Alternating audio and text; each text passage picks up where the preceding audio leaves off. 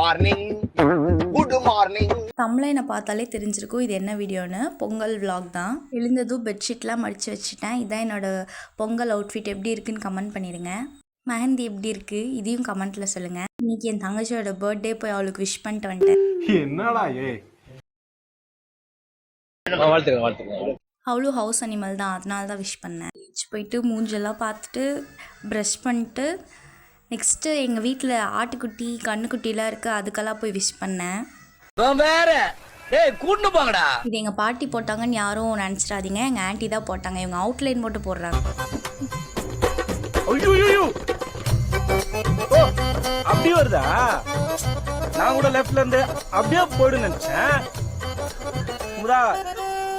நம்ம தான் சின்ன வயசுல இருந்தே வெள்ளை பேப்பரை பார்க்கும் போதெல்லாம் கை பரப்பறாங்க, அப்படியே கற்பனை ஊத்தா வரும். அப்ப புரியல, இப்ப புரியுது. இப்ப காட்டுறேன் நான் யாருன்னு. இனிமே யாரால என்ன கண்ட்ரோல் பண்ணவே முடியாது. இனி ஓய மாட்டான் அந்த ஓவியம் சீனும். மீண்டும் மீண்டும் என் தங்கச்சி நான் கோலம் போட்டே அவன் ஒத்த கால நிக்கிறா. உனக்கு ஆடவும் தெரியல, சரி பேசாம உக்காடுறானா கேட்கவும் மாட்டேங்கிற. போட, எல்லாம் எங்களுக்கு தெரியும். கோலம் எல்லாம் போட்டு முடிச்சுட்டு கொஞ்ச நேரம் டிவி பார்த்துட்டு இருந்தேன். என்னோட ஃபேவரட் மூவி இது. அப்புறம் அப்படியே ஈவினிங் ஆயிடுச்சு, குளிச்சுட்டு ட்ரெஸ்லாம் போட்டேன். அழகு பொறாமப்படுற அளவுக்கு பேரு அழகு ஒண்ணும் இல்ல, நார்மலா தான் இருக்கிறா. இப்படிதான் நம்மளே செல்ஃப் டேமேஜ் பண்ணிக்கணும். அதுக்கப்புறம் எங்கள் தாத்தாவே தோரணெல்லாம் கட்டிட்டாங்க. இங்கே போட்டிருக்க குழம்பும் நான் தான் போட்டேன். எப்படி இருக்குன்னு சொல்லுங்கள். எங்கள் பாட்டியோட ப்ரிப்ரேஷன் பொங்கல் தான். 2 பொங்கல் வச்சுருந்தோம், வெண்பொங்கல் ஒன்று, சக்கரை பொங்கல் ஒன்று. நம்மளாலாம் அந்த அனலில் கொஞ்ச நேரம் கூட உட்காந்துருக்க முடியாது. அவங்க அதுலேயே உட்காந்து பொங்கல் வச்சு முடிச்சிட்டாங்க. கோத்தெல்லாம் அடக்கிட்டு இருக்கேன். நிஜமாவே எங்கள் வீட்டு மாடு ஆடெலாம் ரொம்ப பாவம். எங்கள் பாட்டி பொட்டு வைக்கிறேங்கிற பேரில் எப்படி வச்சுருக்காங்க பார்த்தீங்களா. நெக்ஸ்ட்டு சாமி கும்பிட்ற இடத்த எங்கள் அத்தை நல்லா கூட்டி கழுவி அங்கே கோலம் போட்டாங்க.